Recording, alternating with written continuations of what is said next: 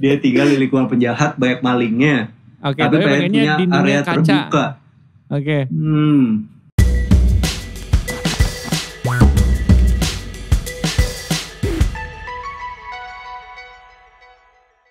Sebagai generasi milenials nih, gue tuh ngobrol-ngobrol di sini untuk episode kali ini tuh banyak akan meluapkan isi hati gue.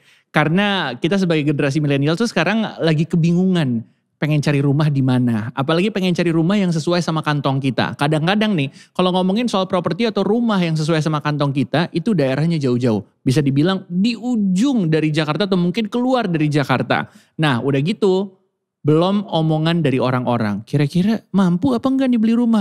Kira-kira cicilannya cukup apa enggak nih? Dan banyak penderitaan-penderitaan lain yang dialami sama generasi millennials kalau pengen cari properti atau kalau pengen cari rumah. Nah, salah satu referensi gue nih, kalau gue tuh pengen ngeliat-liat, pengen cari tahu info seputar rumah-rumah yang pengen nih jadi andalan gue nih, atau mungkin pengen jadi inceran gue nih, ini gue langsung ke sebuah akun YouTube yang ada. Dan ini bakal jadi bintang tamu kita untuk kali ini. Sebuah akun YouTube yang namanya adalah Arsitektur. Nah, mungkin udah familiar sama akun YouTube yang satu ini. Dan udah familiar juga dengan cara mereka mereview. Dan udah familiar juga nih dengan rumah-rumah yang ada yang pernah direview sama mereka. Ini bakal jadi bintang tamu kita untuk kali ini. Di mana kita bakal ngobrol-ngobrol barengan sama seorang yang juga jadi host dari akun YouTube Arsitektur Indonesia. Belum setahun berdiri ya. Si akun YouTube ini udah berhasil dapetin sekitar 160.000 subscriber. Udah gitu video-videonya nih ditonton kurang lebih hampir 8,5 juta orang. Mungkin bener ya, kekhawatiran anak muda nih soal tempat tinggal itu ngebuat mereka pengen tahu dan pengen cari informasi. Dan mudah-mudahan emang benar-benar teredukasi dengan adanya konten-konten yang ada di Arsitektur ini. Jadi kalau misalnya kita ngelihat nih tempat tinggal tuh kita harus tahu edukasinya seputar kebutuhan, pilihan hunian yang tepat, sampai belajar soal investasi properti. Nah sebelum kita ngobrol-ngobrol barengan sama Hilman Ferdinand, kita mau ngingetin aja nih guys, buat lo nih jangan lupa nih untuk search langsung di Spotify podcast kita, MLD Podcast langsung tuh dicari tuh dan didengerin episode-episode terbaru dan episode sebelumnya. Dan jangan lupa juga nih untuk subscribe YouTube channel kita di MLD Spot TV. Karena banyak banget nih video-video inspiratif yang bisa lo tonton. Dan kalau ditonton jangan lupa di-share, di-like, di-komen. Jangan lupa bunyiin lonceng notifikasi juga buat tahu updatean video-video terbaru kita. Dan follow juga dong Instagram kita di @MLDspot. Di Instagram buat tahu konten-konten menarik dan inspiratif lainnya. Dan sama-sama bisa nge-request bintang tamu berikutnya siapa. Langsung yuk kita bakal ngobrol-ngobrol barengan sama bintang tamu kita dari Arsitektur Indonesia. Ada Hilman Ferdinand. Halo. Hai Mas, apa kabar? Wah ini nih yang sering jadi host. Atau mungkin satu-satunya host ya. Kayaknya gue gak pernah ngeliat host lain sih ya kalau misalnya lihat Arsitektur Indonesia ya. Iya. Keren. Apa mau gue jadi hostnya juga? Jangan deh kalau gitu. Tapi justru sebenarnya kita lagi nyari host nih, Cek. Oh gitu. Lagi nyari host. Ya kebetulan sih emang saya lagi nyari job juga sebenarnya sampai nyari rumah ya. Walah. Susah bayarnya mahal. Waduh. Nih, tapi kita pengen ngobrol-ngobrol sama Arsitektur Indonesia. Nih kalau salah benerin ya. Tapi lo bikin akun tuh sekitar bulan Juni 2020. Itu berarti di tengah pandemi. Terus lo bikin akunnya malah review rumah, house tour. Emang gimana sih kepikiran awalnya bisa bikin akun ini? Terus lo nyangka gak sih kalau pertumbuhannya tuh ternyata secepat ini? Jadi kita bikin Arsitektur Indonesia ini bener Mas bulan Juni. Dan kalau lo tanya kita kaget apa enggak sama hasilnya, gue aja sekarang kaget banget bisa diundang sama lo nih di sini. Asli. Sebenar-benar kita nggak duga banget bisa sampai di sini nih, kita bisa Arsitektur Indonesia ya. Arsitektur Indonesia tuh waktu itu dibikinnya gara-gara kerjaan kita semua di stop sama Pak RT sama Pak RW karena kan pandemi corona ya. Pandemi betul. Jadi kita ada ngerjain bangunan. Jadi basicnya gue di sini tuh ada 2 orang arsitek. Temen gue si Arga sama satu lagi orang media nih si Mas Gibran. Nah kita bertiga nih temenan dekat lah gitu. Nah waktu itu kita berkumpul di sini biasalah kalau di media dia lagi ada potongan gaji, habis itu di kerjaan gue juga sama si Arga ini juga kita banyak dihentiin sama RT sama RW karena pandemi kan, jadi tukang itu kan waktu itu kan takut banget semua orang ya, sampai benar-benar ada lockdown gitu kan. Bener. Jadi tukang-tukang kita tuh harus dipulangin. Bahkan lu kasih tahu Mas, tukang gue dipulangin itu bahkan pakai truk sampah. Karena nggak ada bus yang mau nampung mereka saat itu. Ya Allah. Atau dan penuh akhirnya banget harus lah. keluar Jakarta gitu semua tukang-tukangnya. Tukang-tukang kita kan semua dari Jawa. Habis itu ya kita mesti pulangin mereka lah. Jadi akhirnya kerjaan kita nggak ada gitu. Rumah tuh semua setengah jalan, ditinggal semua sama tukang. Waktu itu kan kurang lebih 1 bulanan. Habis itu kita di rumah nih. Oke. Habis itu di rumah, ya lo tau lah kan sekarang trennya tuh lagi nanam-nanam tanaman kan. Akhirnya gue nanam tanaman, apa segala macam udah gak jelas ya kan. Habis itu tiba-tiba mereka cupang enggak Mas. Karena cupang kan trennya setelah tanaman ya. Oh iya benar. Ya gitu. Jadi gue baru sampai ke tanaman itu, anak-anak datang ke sini, mereka bilang udahlah bikin konten lah apa gitu kayak iseng-iseng. Habis itu akhirnya kita bikin bukan arsitektur duluan sebenarnya. Kita bikin namanya The Bros TV. The Bros TV itu kita bikin acara gosip Mas. Oh gitu. Iya, lo baru tahu kan? Jadi itu ceritanya tentang gosip-gosip luar negeri gitu. Kayak misalnya lo tahu nggak kalau Eminem tuh pernah pacaran sama Mariah Carey? Iya, nah itu dibahas gitu. Itu gue bahas di Facebook. Dan abis itu hasilnya di Facebook page gitulah. Abis itu akhirnya ya song aja. Abis itu ya udah akhirnya anak-anak bilang udahlah kita back to basic aja lah, kita review rumah deh coba gitu. Tetangga gue nih kebetulan ada yang kerja di BSD. Nah dia bisa ngizinin kita untuk datang ke rumahnya, habis itu kita review gitu sih ceritanya. Habis itu mulailah kita review rumah itu. Oke. Jadi awalnya bikin kontennya konten showbiz dulu, ternyata nggak terlalu oke gitu ya. Maksudnya peminatnya kurang gitu ya. Akhirnya emang back to the roots ya, emang anak arsitektur gitu ya. Kenapa kita nggak bikin konten yang berhubungan sama yang kita kerjain sehari-hari? Mulailah nge-review rumah. Dari satu rumah yang deket sampai akhirnya sekarang kontennya banyak banget, rumah-rumahnya juga variatif banget kalau kita lihat dari YouTube channelnya nih. Tapi nih yang gue perhatiin ya Mas ya, nih kalau misalnya di arsitektur Indonesia tuh rumah-rumahnya tuh harganya di bawah 2 miliar. Atau bahkan ada yang kontennya tuh rumah-rumahnya harganya di bawah 1 miliar. Berarti emang lo tuh aimnya ke anak-anak muda gitu ya? Emang lo ngincer pasar seperti itu ya atau gimana? Enggak juga sih sebenarnya. Kalau lo tahu sebenarnya kita ada yang rumahnya 400 juta, ada yang 300 juta, bahkan kemarin kita baru nge-review yang 6M. Jadi sebenarnya iya, jadi gue mikirnya nggak kayak gitu sih Mas. Gue bayanginnya gini, kalau misalnya kita punya rumah nih, rumah kita mungkin tipenya kecil, tapi kan bisa aja nanti karena kita ngebahasnya sampai detail ke interior ya, kan bisa juga di rumah kecil itu, tapi lo ngambil bahannya yang di rumah 6M gitu. Kan bisa juga kan jadi kayak gitu. Jadi menurut gue emang kita gak batasin antara harga 2M atau di bawah 1M kayak gitu, enggak sih. Kita yang ada aja yang emang available buat dipakai buat review ya kita review gitu aja sih Mas. Dan emang ternyata variatif gitu ya. Ada yang mahal banget ada yang affordable juga ada gitu ya. Karena banyak subscriber kita juga bilang kan, Bang janganlah nge-review yang mahal-mahal terus. Tapi juga ada yang bilang, Bang coba yang mahal-mahal dong biar kita tahu dalamnya rumah mahal kayak apa sih gitu, biar kita jadi gue mikirnya gini Mas, kalau misalnya sekarang kita nge-review rumah mahal kan jadinya akhirnya paling enggak kita bisa punya mimpi supaya kita bisa beli rumah kayak gitu suatu saat benar. Walaupun gak kebeli, seenggaknya kita bisa lihat tuh di dalam rumah mahal tuh seperti apa sih gitu ya, makanya ada kontennya. Jadi, soalnya bisa ngedukasi juga kan sama kita kan kita arsitek juga nih. Jadi orang tahu gitu kalau bahan rumah mahal ya pasti beda sama bahan rumah murah gitu kan. Nah tapi menariknya nih ya, emang rata-rata anak-anak muda, generasi millennials nih, emang kan sekarang lagi di fase-fase pengen nyari rumah nih, pengen nyari tempat tinggal gitu ya. Terus ngomongin anak muda gitu ya, sekarang kan banyak berita yang bilang kalau anak muda nih, generasi millennials di Indonesia nih terancam gak bisa beli rumah. Nah tanggapan lo gimana soal ini nih? Enggak juga sih sebenarnya. Ada satu riset Mas ya. Riset itu dibilang 13% dari kaum milenial itu mereka bisa beli rumahnya sendiri tanpa bantuan dari siapapun. Jadi sebenarnya menurut gue tinggal pola mindset kita aja sih, pola pikir kita aja gitu.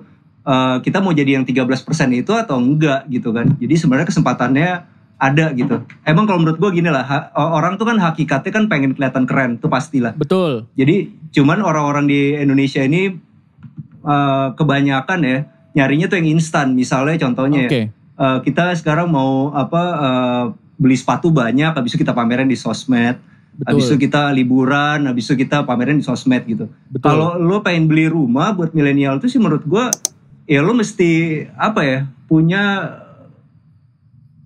bisa untuk nahan diri sih untuk beli-beli barang kayak gitu. Karena gue tahu rumah itu perlu banget uang yang banyak kan.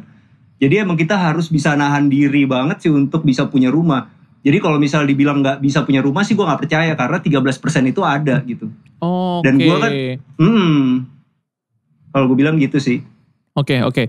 Jadi ya balik lagi sebenarnya ke prioritas dari anak mudanya gitu ya. Lo mau fokus kemana? Kalau emang fokusnya pengen beli rumah ya yang lain di stop dulu gitu. Jangan beli rumah juga, tapi koleksi sepatu juga, jalan-jalan ke luar negeri juga. Anda anak sultan apa gimana? Iya benar. Nah soalnya gini mas, gue sih sebenarnya sebelum gue mulai review rumah gini, gue sering banget ditanyain sama teman-teman, man gimana sih cara beli rumah gitu kan.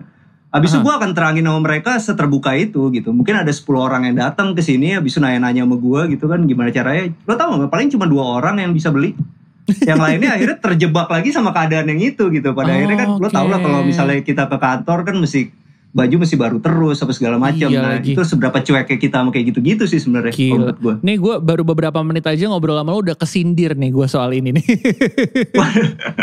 Aduh enggak lah mas, canda mas. Tapi bener-bener jadi ketukan gitu loh buat kita ya. Kita harus set our priorities gitu loh kalau pengen punya rumah gitu loh.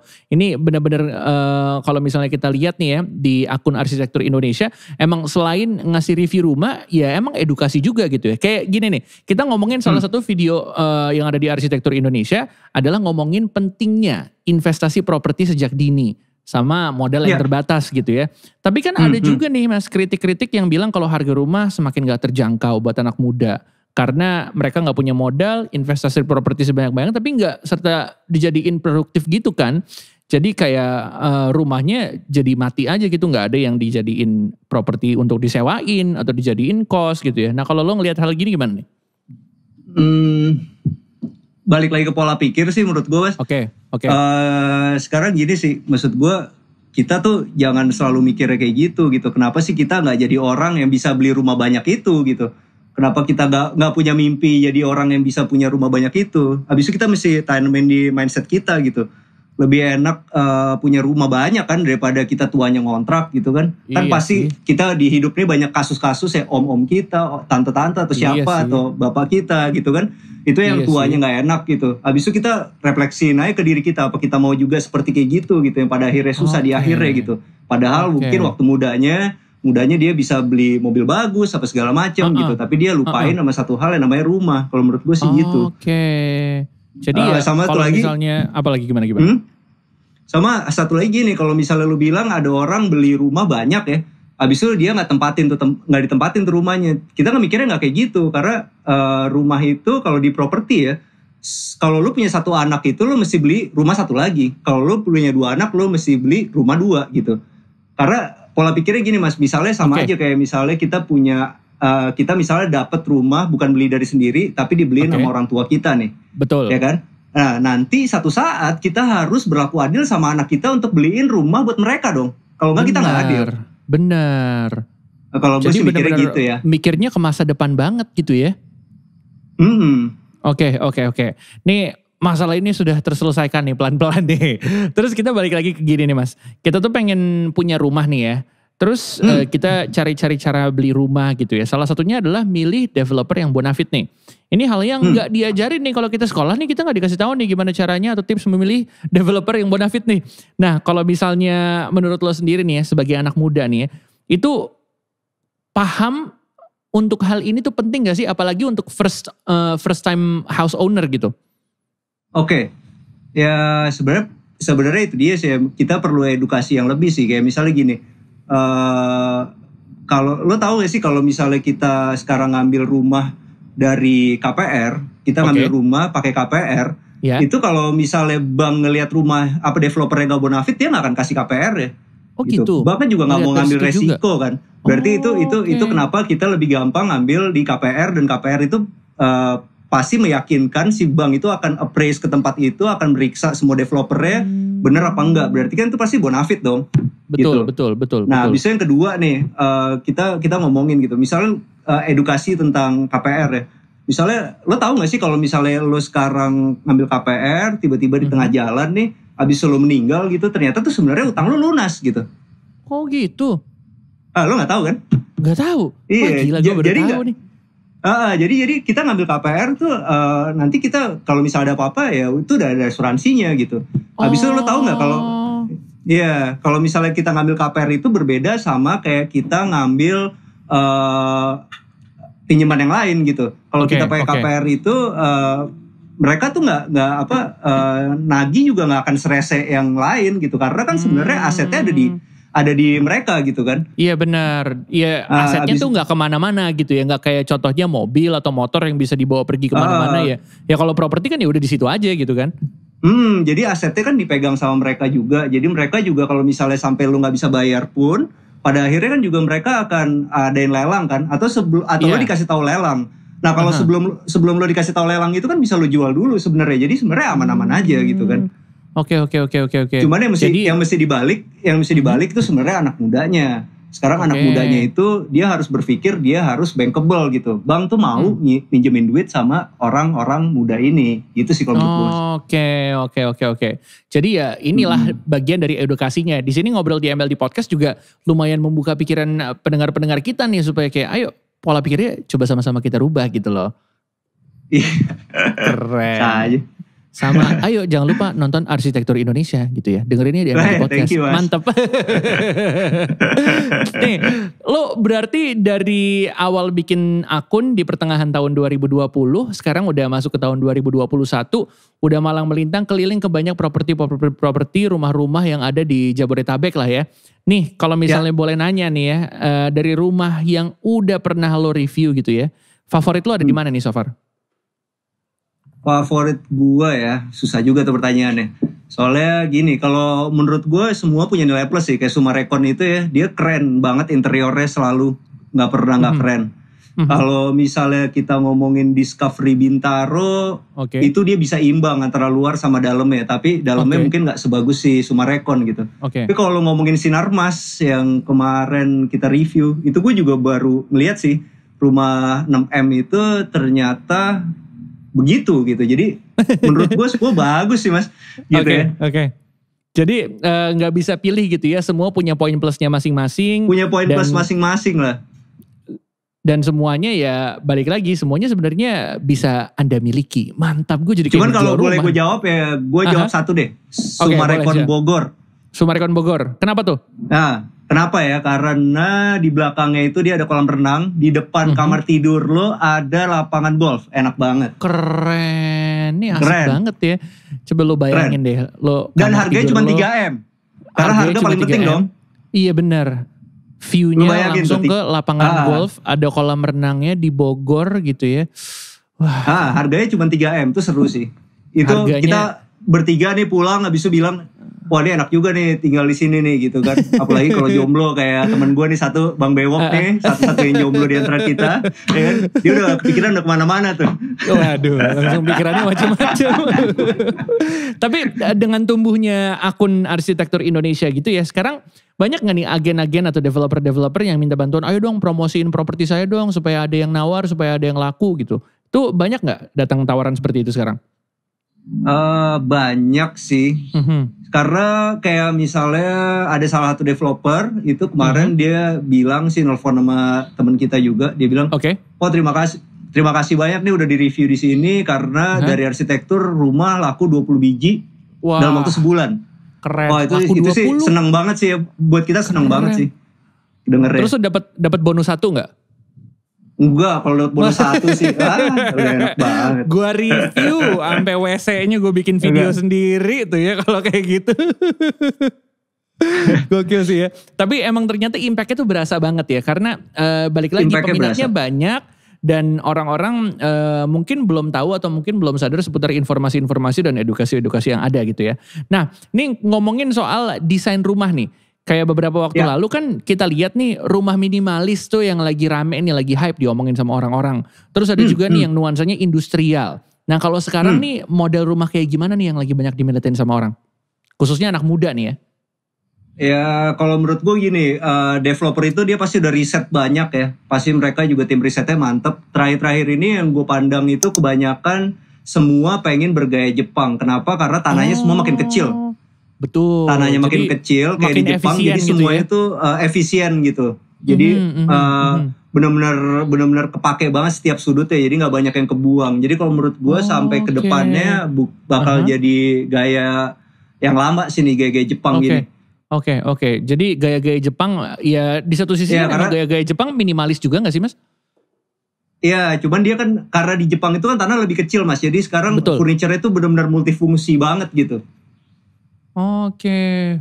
Udah pakai pintunya pintu yang dorong bukan yang dibuka. Biasanya kan kalau di Jepang tuh kan kayak gitu ya? Ya, kayak gitu-gitu. Habis itu peletakan kamar mandinya tuh kecil banget tapi kok bisa muat semua gitu-gitu sih. Iya, benar ada showernya, WC-nya habis itu ada tapi kayak cocok kamar gitu tidur anaknya itu dibikin tingkat gitu-gitu. Oke. Jadi yang nuansa-nuansa Jepang nih yang lagi laku nih ya, boleh tuh langsung dicek tuh ya. Nuansa Jepang lagi laku soalnya mungkin 5 episode terakhir kayak Jepang semua ya. Oke. Nah ini nih bikin gue makin BM nih. Seneng gue soalnya yang berhubungan sama Jepang nih.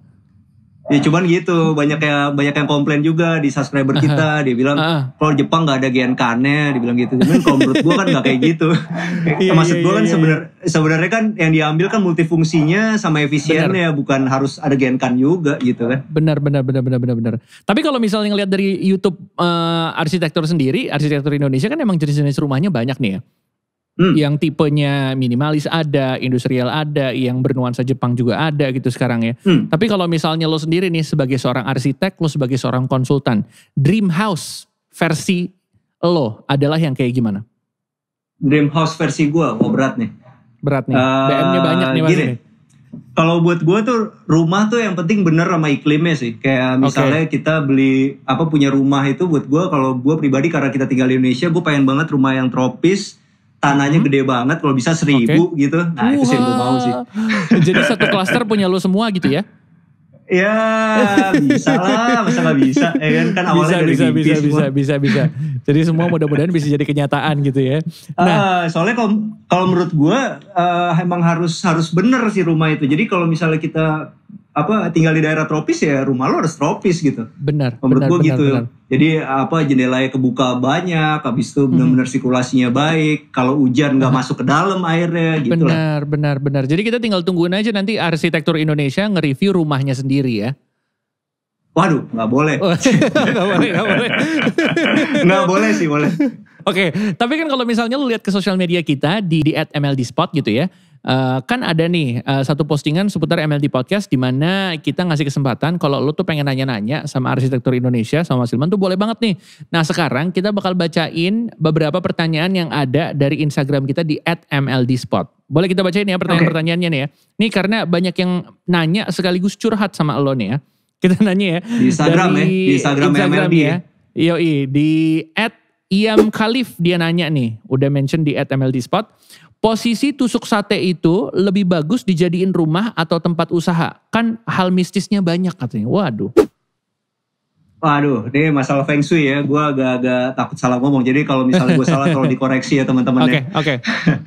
Jadi kalau posisi tusuk sate itu ada yang bilang kalau lo punya rumah di tusuk sate itu pilihannya cuma 2. Lo gagal atau sangat berhasil. Karena energinya besar gitu. Jadi kalau misalnya lo suami sama istri, lo tinggal di satu rumah di tusuk sate itu lo bisa kaya banget atau lo malah gampang cerai gitu katanya ya. Tusuk sate itu di mana sih? Posisinya tuh berarti di mana sih? Kalau tusuk sate itu? Ada jalan sama ada T gitu lah Mas. Rumah lo tuh benar-benar di T gitu di pertigaan. Pas di tengah. Oke. Iya. Nah, ada orang bilang kayak gitu ya. Cuman kalau sebenarnya sih nggak kayak gitu ya. Sebenarnya kan itu kalau misalnya lu jalan ada mobil, itu kan ada lampunya itu nyinarin rumah lu terus pasti keganggu. Iya, benar. Habis itu kalau misalnya tiba-tiba ada orang yang lagi ngantuk atau kebanyakan minum, mungkin dia nabrak rumah lo. Waduh, amit-amit ya. Itu kemungkinannya lebih ke situ sih sebenarnya kalau kita ngomong logisnya ya. Cuman kalau kalau gue disuruh beli rumah itu apa enggak, gue nggak akan beli sih. Karena berarti peluang untuk kejualnya udah kebuang 50-50 karena ada yang mau ada yang enggak gitu kan. Iya benar. Mending beli yang di sebelahnya dikit gitu ya. Ngapain kita nyari susah kan? Nggak tahu sih kok. Yang punya rumah tusuk sate maaf ya, salah nih gue. Bener. Tapi ini kan maksudnya personal opinion, nggak apa-apa. Oke, berikutnya dari @Diki Nurfitra. Kak, gimana caranya bikin rumah sehat, terus sirkulasi jadi terasa luas gitu ya. Terus sirkulasi udara lancar, namun tetap minimalis. Gimana tuh? Ya, berarti kita mesti nyari rumahnya itu yang modern tropikal ya. Modern tropikal. Sebenarnya gini, kalau kita nih sekarang ngikutin IMB yang benar gitu, itu udah pasti kayak begitu jadinya. Cuman yang terjadi adalah kita nggak ngikutin peraturan yang dibikin oleh pemerintah. Akhirnya misalnya rumah lu blok terus habis sampai ke belakang, ya akhirnya jadi nggak ada sirkulasi udara gitu. Makanya sebenarnya kalau kita punya rumah itu, kalau kita ngikutin peraturan, di belakang itu kan harus ada halaman juga supaya sirkulasinya itu bisa cross kan, dari depan sampai belakang tuh bisa naik keluar gitu. Sebenarnya sih gitu.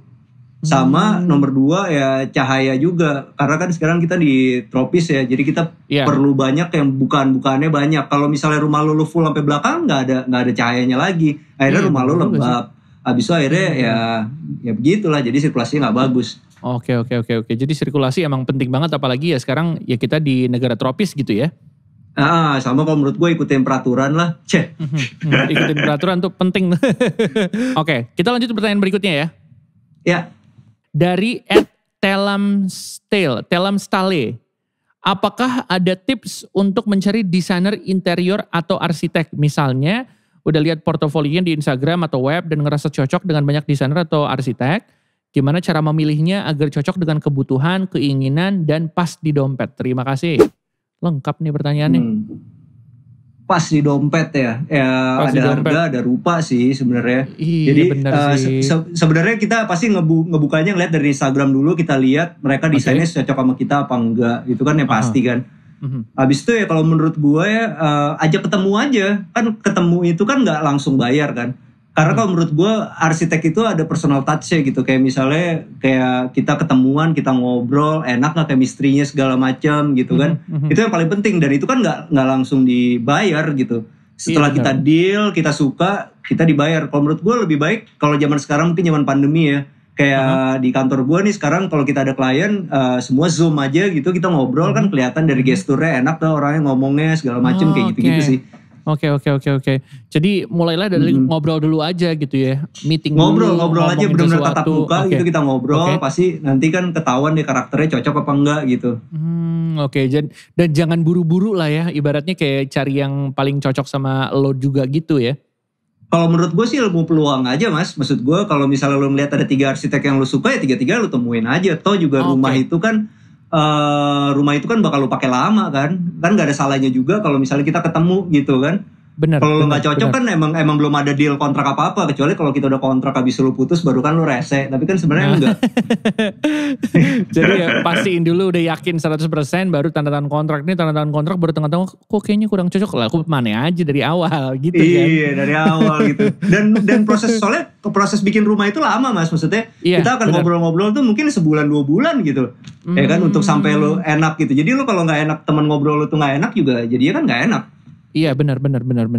Jadi nggak mungkin satu kali ketemu langsung udah jadi gitu, nggak gitu juga, prosesnya juga lama ya. Prosesnya lama lah, habis itu kan ya macam-macam lah kan kan ada keinginan arsiteknya juga ada keinginan lo nya gitu kan, dua-duanya mesti akomodir kan. Benar. Dan yang paling terakhir adalah ada harga, ada rupa gitu ya. Ada harga, ada rupa tuh, jangan lupa tuh. Tuh jangan lupa tuh, ada harga, ada rupa tuh, bener banget tuh. Berikutnya nih dari @lex_taufan_wolf. Cara mensiasati, gue pengen punya rumah yang banyak area terbuka, dinding kaca, tapi gue tinggal di lingkungan penjahat, banyak malingnya. Dia tinggal di lingkungan penjahat, banyak malingnya. Tapi pengen punya area kaca. Terbuka. Ya sebenarnya bisa aja kan kalau dari belakangnya tetap dibuka gitu, tapi di atasnya itu dikasih kerangkeng gitu ya. Di tralis di atas gitu. Jadi lu gak ngeliat tralisnya, kecuali kalau lu nggak ke atas lu bisa lihat tralisnya. Cuman Ya kalau menurut gue sih enggak lah ya. Maksud gue kayaknya aman-aman aja. Mungkin kadang-kadang perasaan aja kali. Kalau enggak ya kita kasih CCTV aja ya. Iya sih. Menurut gue sih gitu. Kalau kita kasih CCTV kan maling juga mikir ya. Kalau perlu CCTV-nya bisa kelihatan banget sama orang gitu kan. Jadi di rumah ini udah ada CCTV-nya gitu. Kalau emang lo mau rumah lo belum kebuka, abis itu sekalian aja lo bikin plang gitu. Ada tulisan ada CCTV gitu kan. Bener. Ntar CCTV-nya di maling juga dijual. Iya, yang penting kan malingnya takut duluan. Oh iya benar ya. Tapi sebenarnya itu juga jadi salah satu hal yang dipikirkan gitu ya untuk keamanannya kalau misalnya membuat rumah gitu ya. Iya. Lagian juga kalau gue pikir CCTV juga udah murah banget kan Mas, 200-300 ribu aja gitu kan. Benar. Jadi ya saran paling utama adalah ya siasatinnya kalau lo tetap pengen area terbuka, ada dinding kacanya, tapi takut gara-gara penjahat ya silakan pakai CCTV, udah paling aman. Iya. Oke. Pertanyaan terakhir dari @humable, nama Instagramnya humable nih. Kalau beli rumah second dan mau direnovasi total, ini apa aja yang harus diperhatikan? Beli rumah second dan mau renovasi total. Ya. Nomor 1 IMB. Oke. Peraturannya dulu sih. Jadi kita gambar dulu sama arsitek, habis itu arsitek itu ngurus izinnya, habis itu baru mulai dibangun. Karena kalau misalnya nggak ada izin ya, nanti akhirnya di tengah jalan kita repot. Karena banyak yang gangguin lah. Oke. Habis itu kalau renovasi total ya mesti mikirnya gini, kalau bangunan itu ada pepatahnya lah ya. Kalau bangunan itu semakin cepat dibuat itu akan semakin murah. Dan bangunan itu nggak boleh direnovasi setengah-setengah. Jadi akhirnya itu akan jadi budgetnya malah berlebih gitu. Ya lo kan mesti pindah rumah, mesti apa segala macam, balik lagi, kotor lagi, bersihin lagi gitu. Jadi kalau emang mau renovasi itu menurut saran gue bener-bener udah pasti banget semuanya, budgetnya ada, uang ada, habis itu desain cocok, semua nggak usah rubah-rubah, hajar sampai selesai. Gitu sih Mas. Oke. Tapi kalau dari lo sendiri gitu ya, berarti sebenarnya lebih baik mending beli rumah baru atau beli rumah second?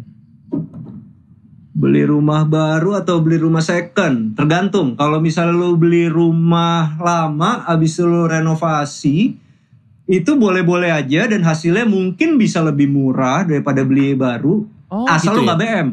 Asal lo nggak BM. Oke. Ya kan? Jadi kalau lo nggak gunain arsitek, habis itu lo pakainya kontraktor aja, pakai gimana gitu, ntar di tengah jalan lo nggak, misalnya lo udah mikirin nih keramiknya ini, tiba-tiba di tengah jalan lo ganti, lo bongkar lagi, habis itu pas di sini lo liat Pinterest dikit, wah gue tambahin ini lagi deh di ininya, habis itu lo ngeliat di Facebook, habis itu lo liat ada pintu model kayak gini, lo ganti lagi, ya itu lo akhirnya jadi mahal. Jadi kalau misalnya lo sekarang udah pakai arsitek, itu kan udah dikunci semuanya tuh. Semua RAB-nya udah dikunci, udah desain udah dikunci, lo udah nggak usah ngutak-atik lagi, tau-tau jadi gitu kan, sesuai keinginan lo, jadi di depan nih gitu kan. Nah kalau lo nggak BM, menurut gue itu bisa lebih murah. Tapi kalau misalnya lo BM orangnya, mendingan lo beli jadi aja. Tapi kalau misalnya kayak beli rumah second gitu dan dibongkar awal lagi, tetap bisa di KPR-in atau enggak tuh Mas? Kalau beli rumah second? Terus kayak dibongkar, dibangun dari awal gitu, kayak direnovasi total gitu ya, yang tadi dibilang sama Humble ini, itu tetap masih bisa di KPR-in atau gimana? Bisa dong, kan kita beli dulu. Justru Bang akan lebih seneng dong. Karena kan logikanya gini Mas, misalnya lo sekarang beli rumah nih, beli rumah, habis itu lo KPR nih, beli rumah second. Nah habis itu lo betulin, lo jadi rumah 1 lantai, lo jadi 2 lantai. Berarti kan aset lo bertambah, benar kan? Iya betul. Ya, berarti bank seneng dong asetnya bertambah gitu. Oke.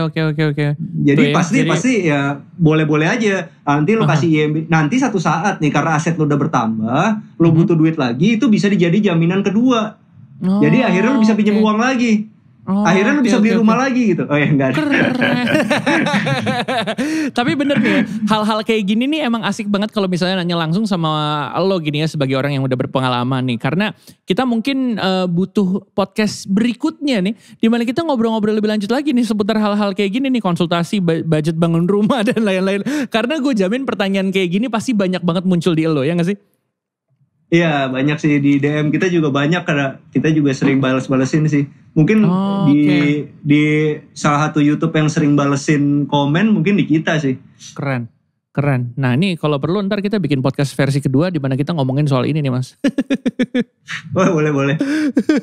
By the way itu dia pertanyaan-pertanyaan dari followers kita di Instagram kita di @mldspot. Terima kasih banyak ya yang udah nanya-nanya, ngobrol-ngobrol barengan sama kita. Dan kita mau ngingetin aja jangan lupa untuk nge-follow Instagram kita di @mldspot supaya gak kelewatan konten-konten berikutnya. Dan supaya gak kelewatan sama bintang tamu berikutnya nih. Jadi kira-kira kalau dari bintang tamu berikutnya bisa ada kesempatan buat nanya langsung. Dan bisa request juga bintang tamu kita berikutnya siapa, langsung follow ke Instagram kita di @mldspot. Nah sekarang kembali lagi nih, masih ngobrol-ngobrol barengan sama Mang Hilman Ferdinand di sini dari Arsitektur Indonesia. Okay. Udah banyak banget pengalaman nge-review rumah. Kalau misalnya dari pengalaman lo sendiri nih nge-review rumah gitu ya. Kalau kita lihat ini kan emang bagus-bagus dan harganya juga variatif-variatif gitu ya. Nah tapi pertanyaan gue, ada gak sih yang ternyata zonk? Kayak lo lihat nih di awal, wah menarik juga nih. Tapi pas lu datengin nih, ternyata zonk. Harganya tuh gak masuk akal atau kondisi bangunannya tuh ternyata gak bagus-bagus banget. Ada gak? Ada banget. Gak usah disebut ya tapi tempatnya ya. Jadi tapi gini Mas, kita juga harus bertanggung jawab sama subscriber kita kan. Jadi gini, satu saat kita dipanggil, habis itu kita dipanggil sama satu developer, habis itu dia tunjukin fotonya, habis itu kita datang ke sana. Habis itu pas kita lihat Mas, itu di belakangnya ada sutet gede banget. Waduh. Kalau cuman dekat, kalau cuman jaraknya jauh lah gitu ya masih oke lah. Tapi ini bener-bener di dalam klasternya itu di antara rumahnya itu cuman ada berapa? 10 meter udah ketemu sutet. Habis itu, iya, serius. Habis itu di dalamnya pas kita masuk dapurnya udah jebol Mas. Oke. Waduh. Nah, ya udah, ya jebol sedikit sih, tapi pasti kelihatan lah. Habis itu di dalamnya bener-bener ya gitulah. Ya gitulah. Gitu ya akhirnya kita bilang, wah kita nggak bisa nih, kita ini aja deh, kita bantu instastory aja deh gitu. Habis itu udah kita cabut aja. Gitu karena kalau kayak gitu nanti akhirnya kalau misalnya sampai ada subscriber kita beli rumah di situ, ya, nanti disalahin kita kan. Bener, nanti dibilangnya gimana sih nih akunnya gak kredibel banget, katanya oke, tapi ternyata gini, ntar salah lagi ya kan. Salah lagi benar, karena kan yang paling susah dijaga kan nama baik Mas. Benar. Jadi ya daripada terjadi hal yang gak diinginkan, mending gak usah di review gitu ya, cuma di instastory aja gitu ya. Tapi tetap kita ke situ kita instastory lah gitu, karena kan juga kita udah jauh-jauh lah gitu kan. Gitu ya. Iya benar. Tapi gue instastory tetap di belakang gue ada sutetnya gitu dikit ya. supaya orang tahu lah gitu. Terus ada yang komen, "Nih kok sutetnya deket banget sama klasternya, gimana nih Mas?"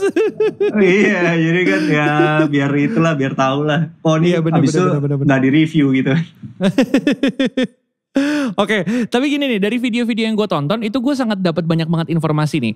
Kalau lo nge-review rumah nih, mulai dari eksterior bangunannya, udah gitu akses masuknya, landscape-nya, sampai ke interior-interiornya. Kayak, nih ubinnya apa nih, ini materialnya apa nih. Jadi emang lo ya karena lo adalah seorang yang bekerja di bidang itu juga, jadi tahu banyak banget seputar properti dan seputar rumah gitu ya.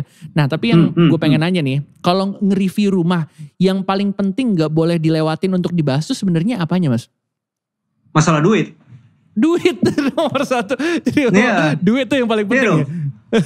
Iya, enggak benar, karena gini, kalau menurut gue kita tuh kan harus bermimpi ya. Mimpi tuh harus banget, karena kita sebenarnya ngajak teman-teman bermimpi untuk beli rumah. Ngajak teman-teman bermimpi ngelihat rumah yang bagus. Tapi kita harus punya mimpi yang terukur gitu, dan terukur itu kan ngelihatnya dari duit. Iya, maksud gue gitu. Jadi kan jadi orang tuh tahu kalau misalnya beli rumah segini tuh segini harganya. Habis itu gimana sih cara dapetinnya? Oh KPR-nya segini. Kalau 10 tahun segini. Habis itu nanti kalau ternyata kalau misalnya lu udah kawin lu bisa join income. Kayak gitu-gitu lah. Masalah duit sih kalau menurut gue Mas. Karena kalau menurut gue banyak yang gagal itu karena mereka cuma mimpi doang tapi gak ngitung realnya. Oke. Jadi masalah duit adalah yang nomor satu ya? Iya, jadi berat ya. Finansial nih masuknya nih ya. Tapi gitu ya. Dan rata-rata juga orang-orang selain ngelihat bentuk bangunannya kayak gimana, dalamnya kayak gimana, tapi yang paling ditanya tuh adalah soal duitnya gitu Mas ya. Iya betul. Karena kan bangunan ya pada akhirnya kalau kita gak ada duitnya kan juga gak bisa beli gitu kan. Iya benar. Jadi suka ada yang request gitu gak sih kayak, Bang boleh gak nih request yang harganya range-nya sekitar segini sampai segini, kadang-kadang itu suka ada gak sih? Banyak yang suka nanya sama kita, Mas, itu dong review yang harganya UMR gitu. Ada juga dan kita akomodir juga kok. Ada beberapa nih kayak yang mau tayang besok ini rumah 300 juta. Oh, daerah mana tuh? Daerah Karawang ya. Karawang, oke. Oke. Jadi emang nomor satu adalah harga. Iya, tapi kan ya gitu Mas, kita kan dari yang kita harus tahu yang murah, harus tahu yang tinggi, karena kan ada orang yang first buyer, ada yang udah 2 kali beli apa gimana gitu kan. Benar. Terus nih ya, gue nih kan awam nih ya, gue nggak paham soal arsitektur. Mungkin paling jauh nih yang gue tahu soal arsitektur adalah ketika gue main The Sims. Itu udah paling jauh tuh. Tapi kalau misalnya gue nih sebagai orang awam nih, sebaiknya kita tuh pakai jasa arsitek untuk ngedesain rumah tuh penting atau enggak? Dan kayak gimana nih tips dari lo? Penting banget lah kalau menurut gue, karena dia bisa, karena kan akhirnya kita berteman ya, karena arsitek tuh akhirnya berteman sama lo kan. Habis itu dia akan bisa mestinya dia akan bisa advice ke lo kalau lo jangan terlalu BM di sini, budgetnya nggak cukup di sini. Akhirnya tuh benar-benar firm banget harganya, jadi benar-benar sesuai sama keinginan lo gitu. Kalau menurut gue perlu banget sih. Tapi gue juga dengar banyak cerita-cerita nih ya, kalau orang ngedesain rumahnya terus dibikin kontrakan gitu ya. Alih-alih arsitek karena udah males duluan, anggapan ya udahlah sewa jasa arsitek, ntar bakal nambah budget lagi, gimana tuh? Ya enggak juga dong, dengan adanya arsitek itu kan dia ada yang ngejagain budget lo sebenarnya, dan sekarang kan pilihan, ini gue bisa dimarahin sama arsitek lain sih, tapi bodo amat lah. Jadi gini. jadi gini. Di arsitek tuh ada pilihannya Mas. Kalau lo mau pakai arsitek yang di cuman arsitek doang, ada yang dia bisa design and build juga ada gitu kan. Nah bahkan ada yang sebenarnya kalau dia bisa design and build, ada juga yang akhirnya gambarnya bisa dapat diskon 50% kalau misalnya lo udah bangunnya akhirnya sama dia gitu. Atau bahkan bisa gratis, ada juga yang begitu, yang ngasih gratis desainnya asal lo bangunnya sama dia gitu. Itu juga ada sih. Jadi kan sebenarnya pilihannya variatif gitu ya. Variatif sebenarnya, walaupun sebenarnya ya banyak pilihannya lah, maksud gue kayak gitu lah. Jadi lu bisa ngambil yang kayak gitu. Dan sebenarnya lu tahu gak sih kalau misalnya harga per meter dari arsitek itu sebenarnya range-nya jauh. Lu bisa mulai dari mungkin 75.000 sampai 500.000 semeter gitu. Jadi range-nya gitu, juga macam-macam. Sebenarnya kan masuk akal, misalnya gini, lu mau bikin rumah 100 meter. Habis itu jasanya cuma 100.000. Berarti berapa? 10 juta. Berapa tuh? 10 juta. Iya bener. Cuma kan lo akhirnya dapet rumah yang bener gitu. Contohnya kayak gini. Kalau lo bikin sama kontraktor nih Mas, lo bisa bikin tangganya itu mungkin dibikin sama dia 22 cm. Akhirnya pas lo naik ke rumah itu lo pegel gitu. Tapi kalau arsitek udah pasti bikin 18 gitu. Mikirin segala macamnya lebih detail gitu ya. Yang simpel kayak gitu deh. Jadi kan lo akhirnya lo di tangga, lo kan kalau misalnya lo pulang ke rumah habis lo udah capek banget, lo naik ke atas lo capek, tangga lo salah kan seumur hidup lo capek. Bener gak? Iya bener. Ini juga penting banget dipikirin buat kita nih ya. Nih, gue punya 2 pertanyaan nih. Ini frequently asked questions kalau misalnya kita ngomongin soal properti nih. Pertama, anak muda yang single atau mungkin baru aja berkeluarga nih. Kayak gue nih baru nikah baru beberapa tahun nih. Lebih baik sebenarnya sewa apartemen di tengah kota atau kita nyicil rumah di pinggir kota? Sewa rumah atau nyicil rumah pinggir kota? Gue milih nyicil rumah di pinggir kota. Karena itu terjadi sama gue 11 tahun yang lalu lah. Oke. Jadi ini gue cerita sedikit ya. Jadi kalau lu pinggir kota itu asal lu bener lokasinya gitu ya, lu berkorban dikit lah, jalan agak jauh dikit ke kantor atau kayak gimana gitu ya. Tapi kan itu cuma beberapa tahun aja Mas.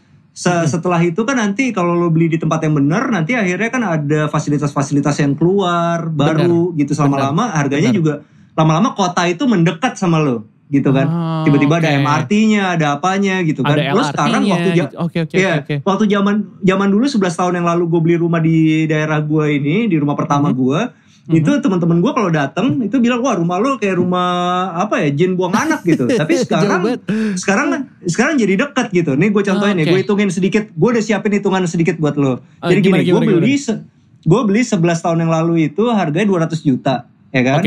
Habis itu gue cicil 20 tahun, ya. gue cicil 20 tahun. Nah itu sekarang waktu itu DP-nya itu 30 juta. Ya kan? Sekarang kalau misalnya itu cicilannya itu 2 juta per bulan. 2 juta kalau lo, itu gue masih 20 tahun ya. Jadi ini sekarang baru gue bayar 10 tahun lah. Sekarang 2 juta, lo kali 12, lo kali 10, berarti gue udah ngeluarin buat bank itu 240 juta mas. Bener gak? Bener. Iya benar. 240 juta, gue tambahin DP 30 juta nih. Berarti gue udah keluar 270 juta. 270 ya kan? juta, oke. Sekarang rumah gue itu harganya udah 1 M mas. Gila. Oke? Udah 1 M. Nah sekarang untungnya udah 630 juta mas. Bener. 630 juta lo bagi 10 tahun, habis lo bagi 12, itu sebenarnya gue dikasih sama rumah itu 5 juta tiap bulan. Wow. Bener gak? Iya bener. Bener. Ya jadi emang cocok dari awal aja udah, nggak usah tunda-tunda gitu sebenarnya. Yes, udah. Kalau menurut gue kita sebagai milenial tentulah gitu. Gue juga waktu pertama kali gue beli rumah di sini juga, gue pengennya juga pengen punya rumah di Pondok Indah gitu. Gue ngerti lah. Siapa yang nggak mau? Cuman kan nggak mampu. Makanya menurut gue kita beli dulu yang kecil satu di sini. Habis itu 3 tahun kemudian kita beli lagi, 3 tahun kita beli lagi. Kalau udah punya 5 kita jual, nyampe juga Pondok Indah gitu. Keren. Ini lama-lama lo bikin kuliah umum sendiri nih. Tips-tips jual beli rumah nih lama-lama nih. Iya emang sekarang gue arahnya bisnis jual beli rumah sih. Oke. Terus yang kedua nih, sebenarnya lebih baik kita tuh beli tanah udah gitu dibangun rumah atau beli rumah yang udah jadi gitu kayak klaster-klaster gitu. Ya sama aja kayak tadi sih gue bilang, kalau misalnya kita beli lahan selama kita pakai arsitek benar, dijagain budgetnya semua, ya seru juga gitu. Kalau menurut gue gitu. Cuman kan permasalahannya kalau lo beli lahan itu lo mesti beli cash ya, atau lo KPR tapi cuman bisa 8 tahun gitu. KPT namanya, kredit pemilikan tanah itu cuma 8 tahun. Berarti kan cicilan lo jadi besar gitu. Lebih besar. Jadi sebenarnya tergantung dari budget lo sih. Kalau misalnya budget lo ada cash banyak ya lo beli tanah aja gitu. Habis itu ambil arsitek yang benar, habis itu pakai kontraktor yang benar atau dia bisa design and build, ya rumah lo terjadi. Dan akhirnya kalau dihitung materinya emang dia jadi lebih murah.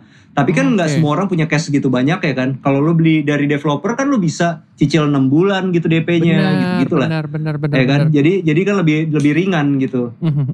Tapi gini habis itu yang jelas kalau beli developer kan udah pasti aman lah ya gitu. Iya benar. Terus gini mas, kalau misalnya kita ngomongin soal budget, budget ini penting banget gitu ya untuk kita siasati, dan kita emang salah satunya yang paling penting kita siapin adalah budget gitu ya. Selain itu apalagi yang perlu kita siapin sebelum kita mutusin beli rumah? Nah ini dia nih, ini pelajaran penting banget ketika gue belajar properti dulu ya. Jadi gue abis gue selesai kuliah itu gue ngambil satu seminar properti. Habis itu orang itu ngomong gitu sama gue. Bukan ngomong sama kita semua lah di seminar itu. Kalimat pembukanya dia begini, properti itu cuma lokasi, dan lokasi. Jadi lo semua harus kembali ke lokasi. Jadi lokasi berarti kan lo harus ngeliat banyak lokasi kan. Benar. Kan? Jadi lo nggak bisa cuma ngeliat satu lokasi habis itu udah gitu. Enggak, lo nggak boleh kayak gitu. Lo mesti ngeliat lokasi ini, lokasi yang ini. Dan satu lagi buat para teman-teman ya, itu jangan cepet jatuh cinta sama satu properti gitu. Misalnya lo datang ke satu properti, habis itu lo suka banget, habis itu lo nggak mau ngeliat yang lain. Lo menutup peluang yang lain kan berarti kan. Kalau menurut gue sih gitu. Tapi yang nomor satu tetap aja lokasi lah. Lokasi lo deket sama apa. Nanti tiba-tiba di situ kayak misalnya kayak gue nih sekarang ya di rumah gue nih. Dulu sih jauh banget ya. Cuman pas gue liat di planningnya dia bakal ada satu jalan yang besar. Di situ bakal ada mall, bakal ada begini, ada keluar jalan tol.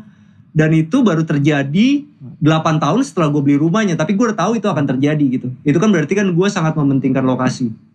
Jadi emang yang paling penting adalah lokasi ya. Selain yang budget yang kita siapin, ya lokasi itu penting banget juga ya mas ya. Nah berikutnya nih, pas kita pengen beli rumah, biasanya kan kita milih dari developer nih buat beli propertinya. Tapi ada juga nih cerita-cerita soal developer yang gak bertanggung jawab, rumahnya akhirnya gak dibangun-bangun atau gimana gitu ya. Nah kalau lu sendiri nih ada tips gak nih untuk memilih developer? Gini sih mas, lihat dulu dia bisa di KPR apa enggak, itu satu. Jadi dari bank udah approve belum buat dia. Habis itu nomor 2, kita mesti sering datang ke site-nya. kita lihat di situ apakah benar-benar ada pembangunan apa enggak. Di situ lihat deh ada tukang lagi kerja banyak apa enggak gitu. Kalau enggak ada berarti developernya itu ya lagi nyari customer aja gitu, belum membangun gitu. Berarti dia nggak punya modal untuk ngebangunnya. Jadi mengharapkan uang dari orang yang mau beli gitu. Customer.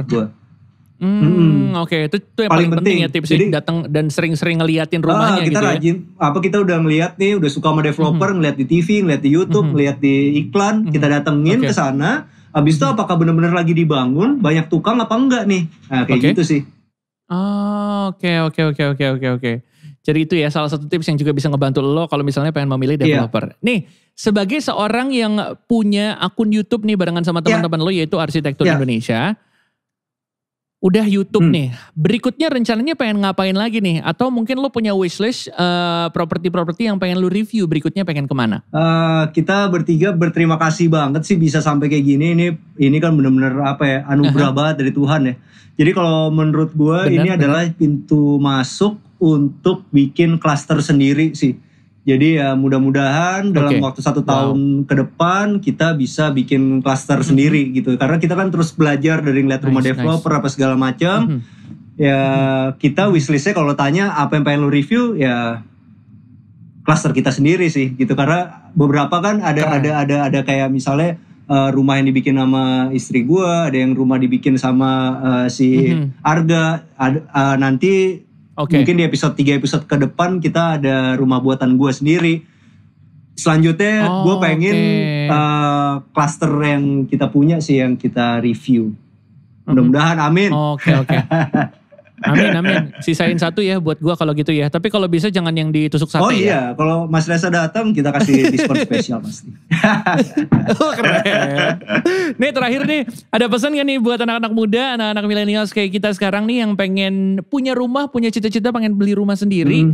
Tapi ngelihat kondisi sekarang lagi gak menentu gitu ya. Ada pesan gak nih dari Arsitektur Indonesia? Ya ini kan lagi masa pandemi ya.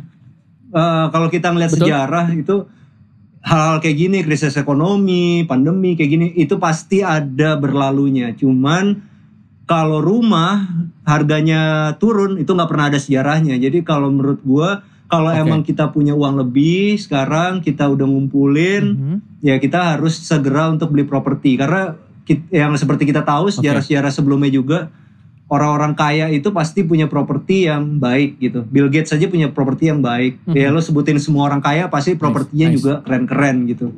Kalau mereka aja ngambil properti, kenapa nggak kita juga bermimpi untuk ngambil properti secepatnya? Ya, gitu sih. Bener. Secepatnya gitu ya. Dan carilah informasi-informasinya di Arsitektur Indonesia. Thank you. Keren. Oke, itu dia obrolan gue barengan sama Hilman Ferdinand, salah satu orang yang ada di Arsitektur Indonesia. Terima kasih banyak nih, salam buat teman-teman dari Arsitektur Indonesia juga. Udah mau ngobrol-ngobrol buat kita di episode terbaru dari MLD Podcast kita.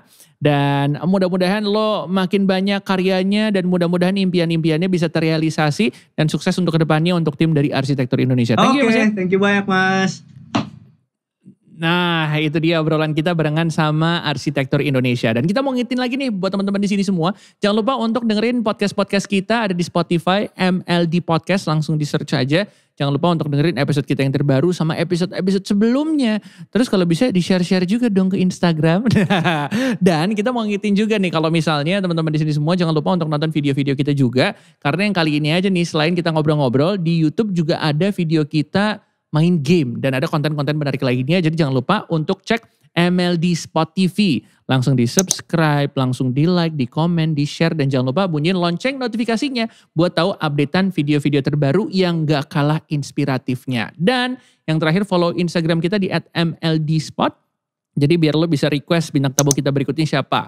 Pengen nanya-nanya sama bintang tamu kita tuh siapa aja. Pengen nanya pertanyaannya apa langsung di Instagram kita sekali lagi di @MLDspot. Alright, kalau gitu Reza akan dipamit. Sampai ketemu di episode berikutnya dari MLD Podcast. And of course, get yourself inspired by MLD Spot. Bye-bye.